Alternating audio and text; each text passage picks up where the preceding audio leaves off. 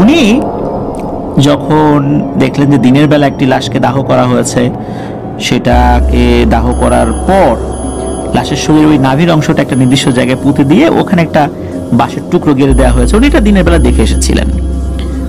ওই দিনই রাতের বেলা উনি চলে যান সেটা আনার জন্য।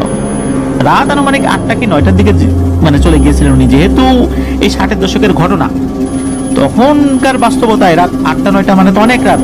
একে তো গ্রামে ইলেকট্রিসিটি তখনও আসেই নাই, তারপর রাত 8টা-9টা, চারদিকে শুনশান নীরবতা। তো উনি কি করেছেন, শ্মশানে চলে গিয়েছেন। শ্মশানে যাওয়ার সময় ওনার সাথে কোনো ধরনের কোনো সমস্যা হয় নাই। উনি বাসায় হাত দিয়েছেন, বাসটা তুলেছেন, তখনও কোনো সমস্যা হয় নাই।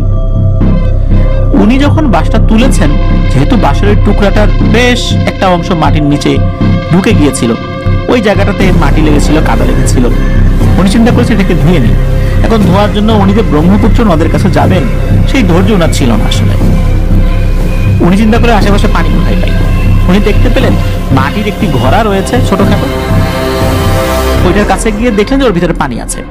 মূলত কোনো লাশ দাহ করার আগে নির্দিষ্ট কিছু রিচুয়াল পালন করতে হয়, তখন ওই মাটির একটা পাত্র লাগে, তার মধ্যে পানি থাকতে হয়, এরকম কিছু একটা ব্যাপার হয়তো বা আছে ওখানে। তো এরকম